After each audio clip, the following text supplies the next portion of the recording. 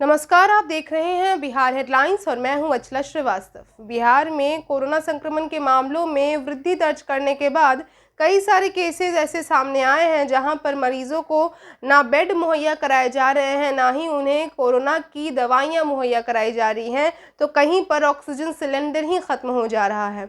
ऐसे में बैरिया से एक और केस सामने आया है। जी हाँ, बिहार के बैरिया से एक ऐसा केस सामने आया है जिसे सुनकर आप भी बेहद हैरान हो जाएंगे।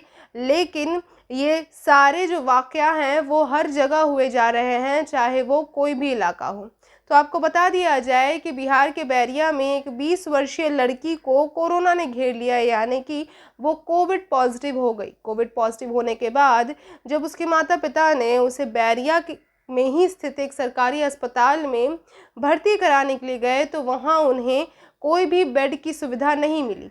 इसके बाद उन्होंने बैरिया के ही एक प्राइवेट अस्पताल में अपनी बेटी को भर्ती कराने का सोचा। जब वे वहां उस 20 वर्षीय कोविड पेशेंट को भर्ती कराने गए तो सबसे पहले तो भर्ती के समय ही प्राइवेट अस्पताल ने उस मरीज से 50,000 रुपये फ़ीस के तौर पर लिए और फिर कहा कि माता पिता को कहा कि वे अपने घर चले जाएं। और उन्होंने उस कोविड पेशेंट को अपने अस्पताल में 50,000 रुपये लेकर भर्ती कर लिया।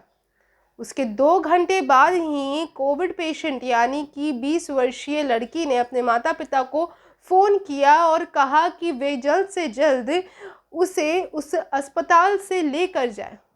अगर ऐसा नहीं हुआ तो वो कोविड से जहां 2 दिन में मरती, वो उस अस्पताल की कुव्यवस्था से 1 दिन में ही मर जाएगी। ऐसा 2 घंटे के अंदर ही उस कोविड पेशेंट ने कहा। कोविड पेशेंट ने ये भी कहा कि उस 2 घंटे के अंदर कोई भी डॉक्टर वहाँ उस अस्पताल में चेकअप करने नहीं आया, ना ही कोई दवाइयाँ दी गई, ना ही कोई इलाज हुआ। यानी कि 2 घंटे तक उस कोविड इमरजेंसी मरीज़ को वहाँ बैठाया गया और उसे कोई भी ट्रीटमेंट नहीं दी गई, बल्कि भर्ती के दौरान ही उससे 50,000 रुपये की फ़ीस तक ले ली गई।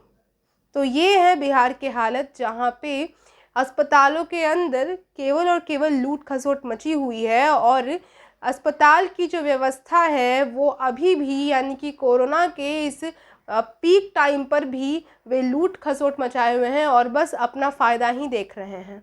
इसी बीच जो अमित शाह हैं, जिन्हें हम सब ने अपने सराखों पर बैठाया हुआ है क्योंकि वो हमारे भारत के गृह मंत्री हैं, उन्होंने बयान में ऐसा कहा है कि जितनी भी व्यवस्थाएं कोविड के सेकेंड वेव के दौरान में की जा रही हैं, वो उन सब व्यवस्थाओं की जिम्मेदारी जो है वो स्टेट गवर्नमेंट पे छोड़ रहे हैं, यानी कि राज्य सरकार पर ही छोड़ रहे हैं। वो राज्य सरकार से बोल रहे हैं कि आपको अपने अपने राज्यों में जो भी निर्णय लेना है वो आप निर्णय ले सकते हैं अभी के कोविड सिचुएशन को देखते हुए, और केंद्र सरकार आपकी सहायता करेगी। उनका ऐसा कहना है कि जो भी इंजेक्शन्स, दवाइयाँ और बेड की कमियां हैं, ये सारे जो न्यूज़ आ रहे हैं वो सरासर गलत है और पीएम मोदी जो है वो खुद इन सभी चीज़ों का निरीक्षण कर रहे हैं।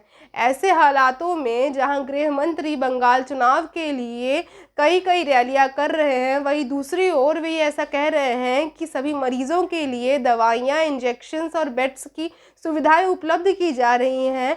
ये डिप्लोमेसी नहीं है तो फिर और क्या है? अब ऐसे में कौन जवाब दे अमित शाह को कि आप जो भी बातें कह रहे हैं वो दरअसल एक तरफ से तो सही है, लेकिन वो दूसरी तरफ से गलत नज़र आ रही है। जहां आप एक तरफ कह रहे हैं कि कोरोना के मरीज़ों के लिए सभी इंजेक्शन्स, दवाइयाँ और बेड्स मुहैया कराए जा रहे हैं, वहीं आप दूसरी तरफ ऐसी रैलियां कर रहे हैं जिस कारण से कोरोना के मरीज़ और भी ज़्यादा बढ़ सकते हैं। तो ये बात तो खैर पॉलिटिक्स की हो गई और डिप्लोमेसी की हो गई, लेकिन बिहार के अंदर जो कुव्यवस्था है अस्पतालों में, उस पर बिहार सरकार को और बिहार की हेल्थ मिनिस्ट्री को चिंतन करना पड़ेगा, क्योंकि ये तो थी दूसरी पीक कोरोना की। अगर इसके बाद भी कोई भयावह बीमारी या कोई भयावह महामारी आए तो उसके लिए आपको तैयार रहना पड़ेगा और इंतज़ार नहीं करना होगा कि कब कोई दूसरी विपदा आए हमारे ऊपर और तब हम तैयारी करेंगे। आपको उसके पहले ही अपनी सारी व्यवस्थाओं को बिल्कुल फिट रखना होगा ताकि आगे ऐसे हालात नहीं आए, जहां पर अस्पतालों में यानी पीएमसीएच और एनएमसीएच जैसे बड़े सरकारी अस्पतालों में ऑक्सीजन सिलेंडर्स की कमी हो जाए और एनएमसीएच जैसे अस्पताल के अधीक्षक अपने पद से इस्तीफा देने को कहे, क्योंकि वे किसी भी पेशेंट के मौत की जिम्मेदारी नहीं लेना चाहते हैं हेल्थ मिनिस्ट्री की कुव्यवस्था के कारण। तो इन्हीं सब बातों को लेते हुए मैं आप सबसे विदा लेती हूँ। बने रहिएगा बिहार हेडलाइंस के